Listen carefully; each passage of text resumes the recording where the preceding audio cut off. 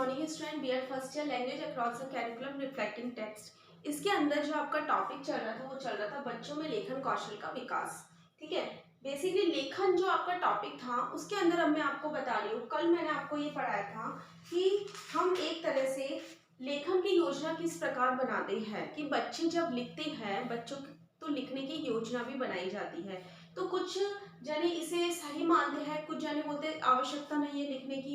तो जो पूरा जो एक कंटेंट होता है वो किस प्रकार से लिखा जाता है, जो इसका मेन जो होता है जैसे एप्लीकेशंस वगैरह लिखते हैं तो इसकी योजना हम किस प्रकार बनाते हैं वो चीज इसमें डिटेक्ट होती है।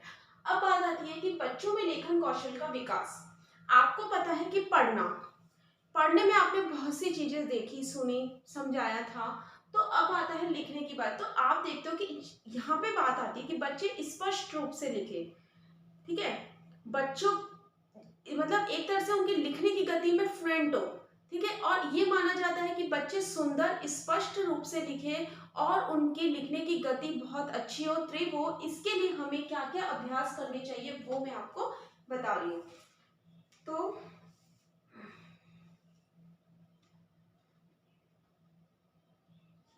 पहला जो आता है इसमें आता है रेखांकन करने का अभ्यास।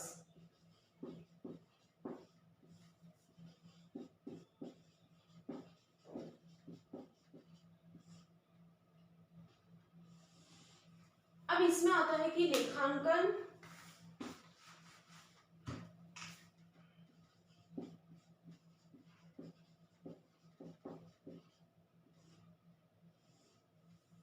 लेखांकन करने का अभ्यास।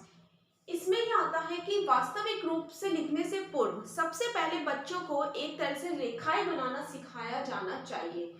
ये रेखाएं ऐसी है कि बच्चे जैसे आप छोटा सा बच्चा है, छोटे से बच्चे को पेंसिल दे दोगे और पेपर दे दोगे तो उसे स्वतंत्रता दो।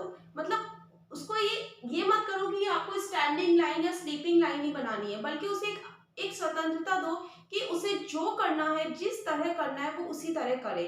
तो वो आड़ी टेढ़ी तिरछी हर प्रकार की लाइनें बनाएगा।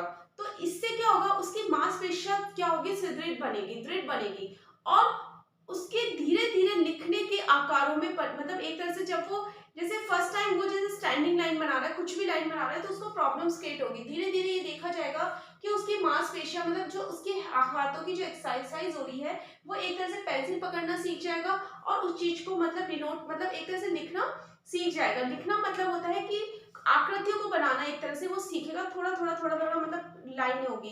तो इस तरह ये माना जाता है कि बच्चे जब सबसे पहले बच्चों को लाइंस बनाना सिखाया जाए, लाइंस आड़ी टेढ़ी मेढ़ी तिरछी कैसे भी हो सकती है, और धीरे धीरे इसके माध्यम से बच्चे अक्षरों को बनाना सीखते हैं। फिर दूसरी आती है बात वर्णों की रचना का अभ्यास।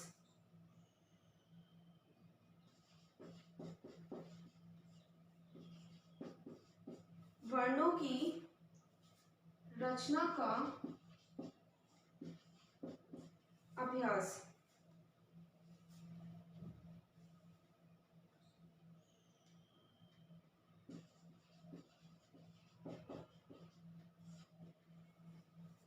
वर्णों की रचना का अभ्यास। आपको पता है जो बालक होते हैं वो स्टार्टिंग से बहुत एक्टिव होते हैं। तो अध्यापकों को उनकी क्रियाशीलता को प्रोत्साहन देना चाहिए। अब प्रोत्साहन देने के लिए क्या माना जाता है, लेखांकन एक बेस्ट जो एक लेखन होता है वो बेस्ट प्रोसेसिंग मानी जाती है। लेकिन बात आती है कि लिखने की क्षमता का विकास करने के लिए या फिर लिखने के लिए रुचि जागृत करने के लिए या फिर उस चीज को क्रियाशीलता बच्चों को एक्टिव करने के लिए क्या क्या चीजें अपनानी चाहिए हमें, या फिर ये बोला जाए कि हमें ऐसे कौन से प्रयास करने चाहिए। सबसे पहले उन्हें रुचि जागृत करनी चाहिए लिखने के लिए। अब रुचि, अब इंटरेस्ट हम बच्चों के अंदर कैसे डेवलप करेंगे, तो इंटरेस्ट हम ये ऐसे डेवलप कर सकते हैं कि आपने देखा है कि छोटे छोटे बच्चों की कई प्रकार की ऐसी बुक्स आती है जिसमें हम कलर्स भरते हैं। तो बच्चों को हमें एक तरह से बच्चे कलर्स भरेंगे, कलर्स भरना सिखाया जाना चाहिए, या सिखाओ भी मत तो उन्हें पेंसिल पकड़ा दो, डायग्राम्स बना दो और उसके अंदर क्या करो, कलरफुल करते जाओ रंग भरकर, और उसकी विभिन्न प्रकार की अजीबोगरीब आकृतियां वो बनाते हैं और वो बच्चे क्या होते हैं, प्रश्न होते हैं। तो वर्णों की रचना का अभ्यास हमें इसी तरह कराना चाहिए, जैसे यहाँ पे सेब का चित्र बना दिया और यहाँ पे लिख दिया स, तो बच्चे क्या करेंगे, इन चित्रों में रंग भरकर और विभिन्न प्रकार की आकर्षक क्रियाओं द्वारा क्या कर सकते हैं, वर्णों की रचना का अभ्यास कर सकते हैं। उनमें वर्णों के प्रति क्या कर सकते हैं, हम रुचि जागृत कर सकते हैं। फिर नेक्स्ट बात आती है 3rd नंबर की, वर्ण के अंग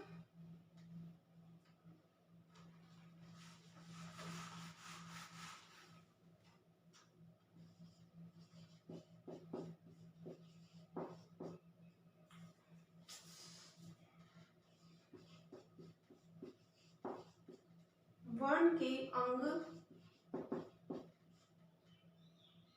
प्रत्यंग का आकार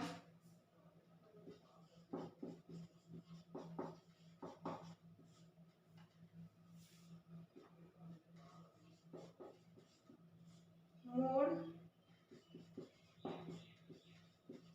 एवं रूप आदि का अभ्यास।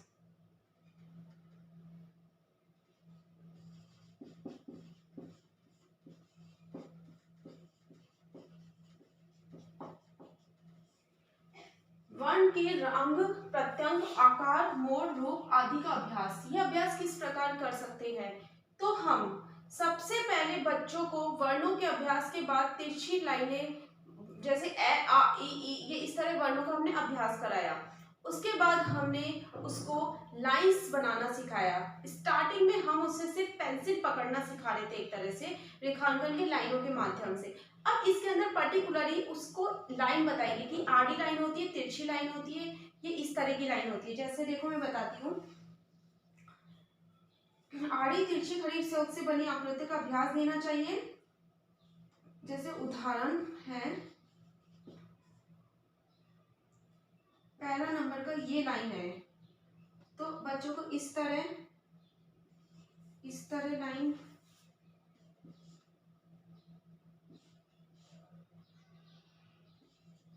म प र ट। दूसरा है इस तरह की लाइन,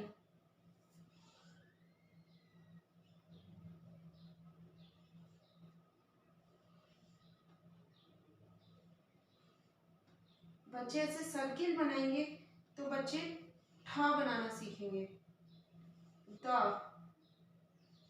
न।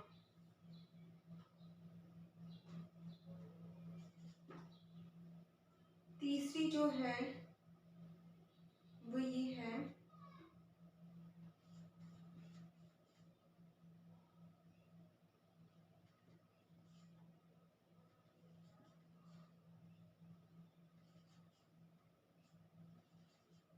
मतलब ऐसे ये लाइन ऐसे ऐसे ऐसे ऐसे जा रही है ना, तो बच्चे यूं ये आकृति बनाना सीखेंगे। इस तरह बहुत सी चीजें बच्चों को सिखाई जाती है और इन्हीं के माध्यम से बच्चे विभिन्न प्रकार की आकृतियां वगैरह खंड वगैरह बनाना सीखते हैं। अब बात आती है कि इसके अभ्यास के लिए बच्चों को जब हम ये सिखा रहे हैं तो हमें एक बात का ध्यान रखना चाहिए कि सिक्वेंसली होना चाहिए।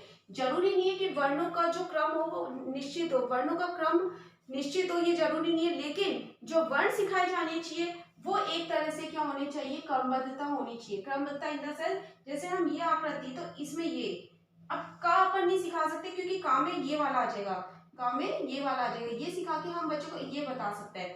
तो क्रम इस तरह का ध्यान रखना चाहिए, ना कि वर्णों के क्रम को ध्यान में रखना चाहिए। तो ये क्या थे, वर्ण के अंग प्रत्यंग आकार मोड़ रूप आदि का अभ्यास इस तरह का, इसके माध्यम से बच्चे वर्णों को सीखते हैं। फिर बात आती है सुडोलता का अभ्यास।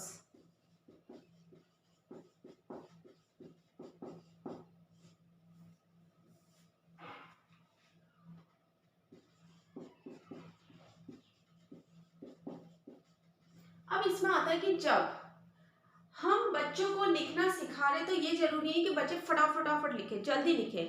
बल्कि ये जानना जरूरी है, ये करना जरूरी है कि बच्चे जो लिख रहे हैं वो सुडौल रूप से लिखे, मतलब बड़े बड़े अक्षर लिखे। ये नहीं कि वो इतना छोटा लिख रहे कि हमें समझ में ही नहीं आए, सामने वाले को उसके द्वारा लिखे गए वर्णों को वो सामने वाला समझ सके, अक्षरों को समझ सके, ऐसी उसकी राइटिंग होनी चाहिए, ना कि ये होनी चाहिए वो कितना फास्ट लिख रहा है। तो पॉइंट आता है कि जब बच्चे लिखते समय बड़े बड़े अक्षरों को काम में ले तो उन्हें हमें एक तरह से टोकना नहीं चाहिए, उन्हें उस आकृति का प्रयोग करते उन्हें बड़ी राइटिंग लिखने के लिए स्वतंत्रता देनी चाहिए, जिससे उनको बड़े बड़े अक्षरों का लिखने का अभ्यास बच्चों के अंदर होगा। इसके बाद क्या है, जो जो अभ्यास हो मैं आपको नेक्स्ट वीडियो में बताऊंगी। आपका होमवर्क है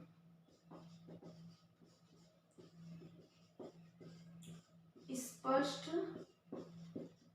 रूप से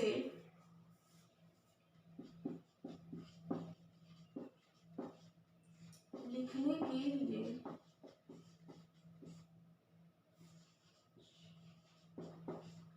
बच्चों को